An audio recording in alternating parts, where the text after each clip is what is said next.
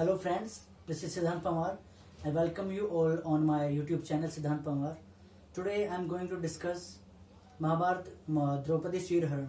देखिए आज अपन किसके बारे में बात करने वाले हैं। मैंने यहाँ पे एक टॉपिक लिखा हुआ है द्रौपदी चीरहरण। यानी कि मैंने क्या सोचा कि अब फिलहाल जो अपन लॉकडाउन में हैं सभी अपने अपने घरों में कैद हैं, तो क्यों ना अपन कुछ ऐसी चीजों को पढ़ें जो हमारे एथिक्स से जुड़ी हुई है, यानी कि अपने नीतियों से, बहुत पुराने समय से अपने नैतिक कर्तव्यों से जुड़ी हुई चीजें हैं। तो मैं एक स्टोरी आपको सुनाने वाला हूँ। उस स्टोरी से हम क्या करेंगे, कुछ सेंटेंसेस में से स्पेलिंग्स को लेंगे जो बहुत ही इंपॉर्टेंट वोकैबुलरी हैं, जो कि मैंने यहाँ पे लिखी हुई है। लेकिन मैंने यहाँ पे इनका हिंदी मीनिंग नहीं लिखा है। मैंने इसको इसीलिए लिखा है पहले कि अपना जो टाइम है वो कम से कम लगे और ज्यादा से ज्यादा अपनी चीजों को सीख सके। क्योंकि अपनी जो क्लास है इसका मेन मोटिव क्या होता है, minimum writing work and maximum discussion, यानी कि लिखने का काम कम से कम हो और समझने का काम ज्यादा से ज्यादा हो। तो देखिए अपन स्टार्ट करते हैं द्रौपदी चीरहरण की उस इंस्टेंस से, उस घटना से, जब क्या हुआ था कि जो चंद्रवंश था, कौन सा चंद्रवंश, जो कि पांडवों का, हस्तिनापुर का जो वंश था, जो चंद्रवंश था, वहां पे वंश की स्पेलिंग क्या आई है अपने को देखना है, क्लैन। क्लैन का मतलब क्या होता है, वंश। ठीक है, अब इसकी एक स्पेलिंग और हो सकती है, अपन क्या लिखते हैं उसको, डायनेस्टी। मैं यहाँ पे लिख देता हूँ इधर की साइड में। वंश को अपन और क्या बोल सकते हैं, देखो, डायनेस्टी, DYNASTY। ठीक है, तो ये उस टाइम की बात है जब चंद्रवंश के धृतराष्ट्र और पांडु, इन दोनों पुत्रों के बीच में द्यूत क्रीड़ा चल रही होती थी। कौन सा, पासे का खेल चल रहा होता था। पासा अपन किसको बोलते हैं, डाइस को। डाइस का खेल चल रहा होता था जिसमें दुर्योधन और शकुनी मामा, अंगराज, कर्ण, दुशासन और पांडव पुत्र 5 के 5। वहां पे कौन कौन मौजूद थे, भीष्म पितामह, आचार्य द्रोण, और वो क्या नाम था उनका, कृपाचार्य, कुलगुरु कृपाचार्य, महात्मा विदुर और धृतराष्ट्र। ये सारे के सारे महात्मा, विदुर और वो क्या बोलते हैं उनको, विकर्ण भी वहां पे मौजूद था। तो उनकी उपस्थिति में एक क्रीड़ा चल रही थी, गेम चल रहा था। उस गेम का नाम क्या था, पासा। ठीक है, वो कौन सा गेम था, डाइस। तो उस गेम में क्या हुआ, सम्राट युधिष्ठिर, एम्परर युधिष्ठिर, यानी कि जो सम्राट है उसको अपन क्या बोलते हैं, एम्परर। एम्परर मतलब अभी मैंने बताया आपको, सम्राट होता है। सम्राट और क्या क्या हो सकता है, राजा। इसको हम रूलर भी कहते हैं और इसको हम किंग भी कहते हैं। ठीक है, 3 स्पेलिंग याद कर लेना अपन, किस किस की, एम्परर, किंग और रूलर, 3 स्पेलिंग याद होगी। ठीक है, अब हम क्या बात कर रहे हैं कि उस टाइम युधिष्ठिर ने अपने 5 मतलब खुद को भी उसने लगा लिया था, 5 भाई वो सारे हो गए, उन्होंने सबको अपने स्टेक पर लगा लिया और इसके बाद में अपनी पत्नी को भी स्टेक पे लगा दिया। अब आप यहाँ पे सोचेंगे स्टेक का मतलब क्या होता है, तो स्टेक का मतलब जैसे मैंने यहाँ पे लिखा हुआ है, स्टेक मतलब क्या होता है, दाव पर लगाना। ठीक है, युधिष्ठिर ने क्या किया, उस गेम में, उस खेल में, उस क्रीड़ा में अपने सारा राजपाट, सारे अपने जो हाथी थे, स्वर्ण अलंकारों से सुसज्जित जो थे, सारे हाथी, प्लस सारे अपने रथ वगैरह, सारे सैनिक, सारी दासियां, सारे के सारों को क्या कर दिया, गवा दिया था, हार गए थे वो उनको। इसके बाद में उन्होंने अपने 4 भाइयों को प्लस खुद को भी, यानी कि 5 पांडवों को एवं अपनी पत्नी को भी क्या कर दिया था, दाव पर लगा दिया था और उनको भी वो हार गए थे। इसके बाद में कंडीशन क्या बनी, जब वो हार गए 5 भाई, तो वो दुर्योधन के क्या बन गए, स्लेव बन गए। यहाँ पे स्लेव का मीनिंग क्या निकालेंगे अपन, दास। अब एक बात मेरे को आप बताइए, दास होना किसी पाप से कम नहीं है, दास होना किसी पाप से कम नहीं है। इस चीज को आपने नोट किया होगा। दास कौन होता है, जो कि राजा महाराजाओं के हर एक आदेश का, हर एक ऑर्डर का पूर्ण रूप से क्या करता है, पालन करता है। तो आप यहाँ पर जो पाप का मैंने बताया, पाप किसके समान होता है, दास जो होता है वो बहुत पाप का मतलब कार्य कर सकता है एक तरीके से। इस चीज को देखना, अभी मैं बताऊंगा आगे कैसे। क्योंकि जो दास था उनका, एक दास जिसको दुर्योधन ने द्रौपदी के पास में भेजा था और वो पाप का कार्य करने के लिए भेजा था कि उसको यहाँ पर लेकर के आ, हम उसको यहाँ पे निर्वस्त्र करेंगे, उसको मेरी जंगा पे ला करके बिठाओ।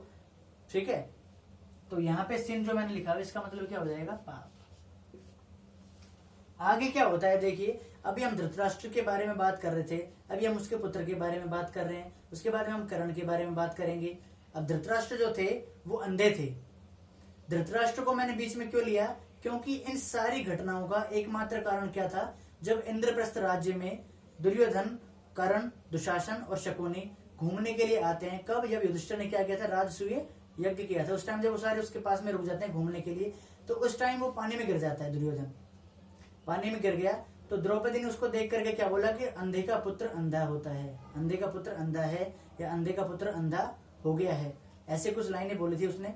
तो उस लाइन से मैंने यहाँ पे धृतराष्ट्र को बीच में लिया। ठीक है, अब इस चीज से आप क्या करोगे कि उसके एरोगेंस, उस जो कौन था, दुर्योधन, दुर्योधन के अभिमान पर, दुर्योधन के एरोगेंस पर क्या हुआ, एक प्रहार लगा, एक आघात लगा, एक चोट लगी। यानी कि एरोगेंट का मतलब यहाँ पे हम क्या लगाएंगे, अभिमानी। जो व्यक्ति बहुत अभिमान करता है, जो घमंड करता है, एरोगेंट कहलाता है।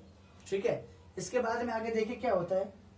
जब वो सारे खेल खेल रहे थे और हारने के बाद में, अब हारेंगे तो वो क्या काम कर रहे थे, वो खेल खेलने का काम कर रहे थे, युद्ध क्रीड़ा कर रहे थे। तो जो जुआ लगाने वाले काम करते हैं वो व्यक्ति क्या कहलाते हैं, जुआरी। और जुआरी को अपन इंग्लिश में क्या बोलते हैं, गैम्बलर। ठीक है, जुआरी को हम क्या बोलते हैं इंग्लिश में, गैम्बलर।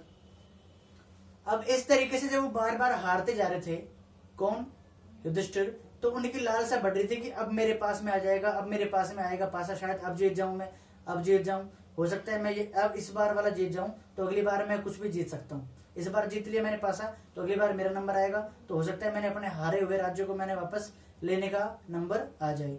तो इसी प्रकार से जो टेम्पटेशन होता है, इसका मतलब क्या होता है, लालसा, यानी कि चीजों को पाने की जो अपनी लालच भरी नजरें होती हैं, जो अपनी लालसा होती है। ठीक है, उनके बारे में अभी अपन ने यहाँ तक देख लिया है। अब यहाँ तक हो गया अपना खेल खत्म, आगे चलते हैं। अब वो हार गई, दुर्योधन ने फिर किसको आदेश दिया, अपने छोटे भाई दुशासन को आदेश दिया कि जाओ और द्रौपदी को ड्रैग करते हुए, द्रौपदी को खींचते हुए इस राज्यसभा में लेकर के आओ, इन बड़े बड़े कुरुवंश के जो राजा है, सम्राट है, इनके सामने ला करके बिठाओ उसको, मैं भी तो देखूं कि वो नग्न अवस्था में दिखती कैसी है। ऐसे ऐसे बातें उसने दुशासन को बोली, जिससे अभी मैंने क्या बोला कि दुर्योधन ने दुशासन को कहा कि द्रौपदी को नग्न अवस्था में यहाँ पर खींचते हुए लेकर के आओ, यहाँ पर ड्रैग करते हुए लेकर के आओ। तो ड्रैग का मतलब क्या होता है, खींचना। ठीक है, और इस प्रकार से द्रौपदी को लेकर के आओ कि वो अपमानित फील करे, वो ह्यूमिलिएट फील करे। क्या फील करे, वो ह्यूमिलिएट। ठीक है, तो यानी कि ह्यूमिलेशन का मतलब क्या बन जाएगा, अपना अपमान। ठीक है, अभी ये जो अपमान वाला होगा, अब ये पाप तो अपने आप ही बन जाएगा, इसलिए मैंने सिर्फ यहाँ पे लिख दिया था पहले ही। अब देखो आगे क्या होता है। जब द्रौपदी के पास में दुशासन पहुंच गया और उसके बालों को पकड़ते हुए, उसके हाथों को पकड़ते हुए वो राज्यसभा में खींचते हुए लेकर के आ रहे हैं, तो द्रौपदी उससे बार बार कहती है कि पांचों पांडव चाहे तेरे को क्या कर दें, माफ कर सकते हैं, लेकिन मैं कभी भी अपने इस अपमान का बदला कभी ना कभी अवश्य लूंगी। इस अपने अपमान का, अपना जो अपमान होता है उसका बदला, यानी कि खुद के अपमान का जब बदला लेते हैं हम उसे क्या बोलते हैं, अवेंज। क्या बोलते हैं, अवेंज। अपने अपमान का बदला, यानी कि अपना खुद का बदला अगर हम लेते हैं तो हम उसे क्या बोलते हैं, अवेंज। और जब हम दूसरों के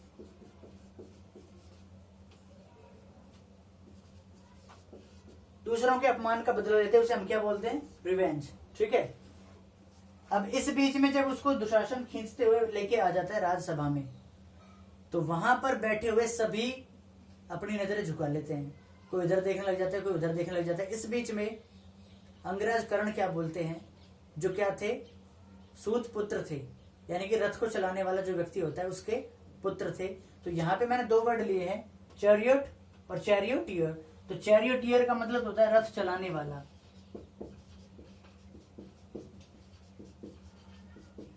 ठीक है, और चैरियट यानी कि यहाँ पे जब रथ चलाने वाला चैरियोटियर बनता है तो रथ को हम क्या बोलेंगे, चैरियट। ठीक है, वो बोलता है कि अगर इसको यहाँ पर नग्न अवस्था में भी अपन लेके आते तो इसका कोई अपमान नहीं होता, क्योंकि दासियों का और वेश्याओं का कोई अपमान नहीं होता है। ऐसे शब्द किसने बोले, अंगराज कर्ण ने। इस चीज को देखते ही, इस चीज को सुनते ही द्रौपदी ने अपनी नजरें किसकी तरफ घुमाई, भीष्म पितामह की तरफ। अब भीष्म पितामह ने एक बार उसकी तरफ देखा और देखने के बाद में अपनी नजरों को अवर्ट कर लिया, अपनी नजरों को अवर्ट कर लिया। नजरों को अवर्ट करने का मतलब क्या होता है, झुका लेना, यानी कि आंखें झुका लेना। ठीक है, आंखें झुका लेना। अब यहां पे इसका जैसे एक मीनिंग स्पेलिंग और बना सकता हूं मैं, डाइवर्ट। डाइवर्ट किसी भी चीज की दिशाओं को बदला जा सकता है। और अवर्ट का मतलब क्या होता है, आंखें झुकाना, आंखों को नीचे कर लिया। यानी कि जब द्रौपदी ने उससे पूछा भीष्म पितामह ने कि तुम्हारी इस राज्यसभा में मेरे साथ में इतना अपमान का कार्य किया जा रहा है और आप सभी बिल्कुल मुंह छुपा करके, आंखें झुका करके और नीचे अपनी नजरों को करे हुए क्या सुन रहे हो बातों को, आप इन जो कौन कौन, दुर्योधन, शकुनी, दुशासन और कर्ण, इनकी जीभ में, इनकी जिह्वा में तीर मार करके इनको बींध दो, ऐसा वह द्रौपदी कहने लग गई थी। ठीक है। और ये सारे कार्य जब उसकी राज्यसभा में हो रहे थे तो द्रौपदी उनको ये कहती है कि ये जो प्रोसेस है, जो कार्य हो रहा है यहाँ पे, ये यहाँ पे क्या किसी भी राज्यसभा में शोभा नहीं देता है। तो शोभा नहीं देना मीन्स बिफिट होता है। शोभा नहीं देना क्या कहलाता है, बिफिट, यानी कि स्त्रियों का इस तरीके से अपमान होना किसी भी राज्यसभा को क्या नहीं देता है, शोभा नहीं देता है। इसीलिए हम शोभा देना को क्या बोल देते हैं, बिफिट। क्लियर आ रहा है समझ में। अब उसने कहा, किसने, विदुर ने, कि ये जो यहाँ पे कार्य हो रहा है, वो खड़ा होकर के पूछता है, द्रोणाचार्य जी से पूछता है, कृपाचार्य जी से पूछता है, भीष्म पितामह से पूछता है, धृतराष्ट्र से पूछता है कि यहाँ पे जो बड़े बड़े नीति शास्त्र के ज्ञाता बैठे हैं, बड़े बड़े शास्त्रों की जो बातें करते हो तुम, बड़े बड़े स्क्रिप्चर्स की जो बातें करते हो, उनको अमल में कौन लाएगा।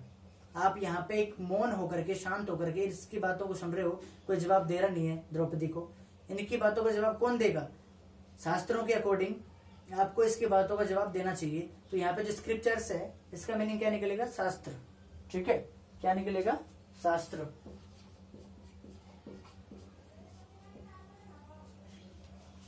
फिर द्रौपदी कहती है कि इन्होंने, हालांकि मुझे पता है, किसने, दुर्योधन ने, शकुनी ने और दुशासन ने द्यूत क्रीड़ा में कपट किया है, अन्याय किया है और पाप किया है। तो कपट करना क्या होता है, ट्रिएचरी। ठीक है, इन्होंने कपट किया है, इसके बावजूद भी मेरे साथ में इतना अपमान हो रहा है, ये किसी भी राजवंश को, किसी भी वंश को शोभा नहीं देता है। ठीक है, यहां तक का क्लियर हो गया। अब मैं बोल रहा हूं कि इसके बाद में कपट के साथ में अन्याय बोला था, तो यहाँ पे मैंने लिख दिया इनजस्टिस, और पाप का तो आपने देख ही लिया है, सिन होता है। ठीक है, आगे और देखते हैं।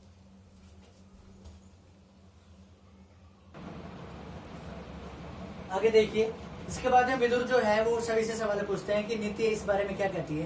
तो नीति यानी कि एथिक्स, इसके बारे में क्या कहती है कि ये जो कृत्य हो रहा है, ये जो कार्य हो रहा है, इसके बारे में आप सभी क्या कहना चाहेंगे। ठीक है, इसके बाद में क्या बोला कि जब द्रौपदी थी वो किसके पास में गई, धृतराष्ट्र के पास में गई। धृतराष्ट्र से क्या बोलती है, आपकी जो टंग है वो टाइट क्यों हो गई है। यानी कि टंग टाइट एक फ्रेज होता है, इसका मतलब क्या होता है, चुप रह जाना।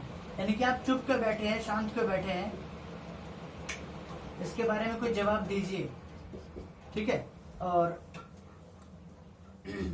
धृतराष्ट्र ने अभी फिर कुछ कहा कि भीष्म पितामह से कहता है वो कि आप तो खुद ही क्या है, वीर योद्धा। एवं धृतराष्ट्र ने और किसको बोला, युधिष्ठिर से, युधिष्ठिर के बारे में बोला कि युधिष्ठिर आप इसके सवालों का जवाब दीजिए, क्योंकि आप तो खुद ही धर्म के क्या है, चिन्ह है, धर्म के क्या है, आप एसेंस है। तो इसलिए उसने क्या बोला कि आप, धृतराष्ट्र ने बोला किसको, द्रौपदी को, कि आप जाकर के युधिष्ठिर से पूछिए, क्योंकि वो खुद ही अपने आप में एसेंस है। क्या है, एसेंस क्या है, वो चिन्ह है।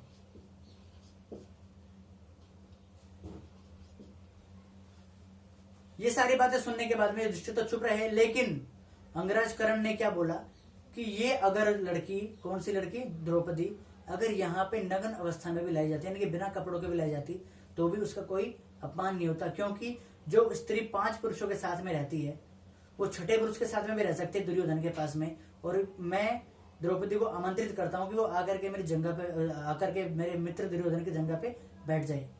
और क्योंकि उसने कहा कि 5 पुरुषों के साथ में रहती है, तो ये तो स्त्री तो हुई नहीं, ये तो वेश्या हो गई। और वेश्या को अपन क्या बोलते हैं इंग्लिश में, होर।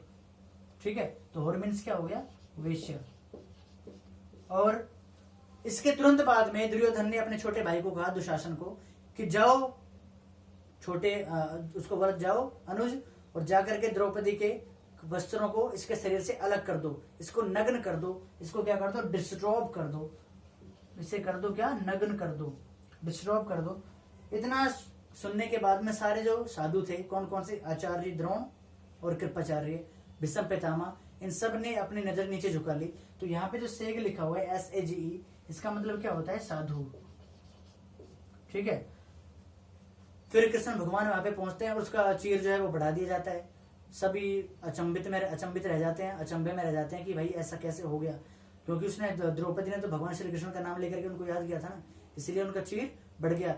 इसके साथ में आपको एक चीज और याद आ रही होगी, जब शिशुपाल का वध किया था भगवान श्री कृष्ण ने, तो उनका कौन सा चक्र था, वो सुदर्शन चक्र चलाने के बाद उनकी उंगली कट जाती है थोड़ी सी यहाँ से।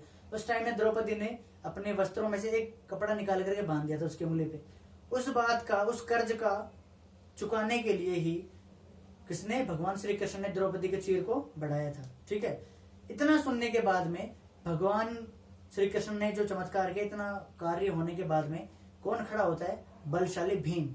और भीम अपने पूर्वजों को, अपने एंकेस्टर्स को क्या कहता है कि इस वंश में पैदा हो चुके महारथी सुन लो, और जो पैदा होंगे वो सुन लो, कि मैं जब तक दुशासन की छाती का लहू निकाल करके उसको पीना जाऊं युद्ध के मैदान में, तब तक मैं अपने पूर्वजों को मुंह नहीं दिखाऊंगा।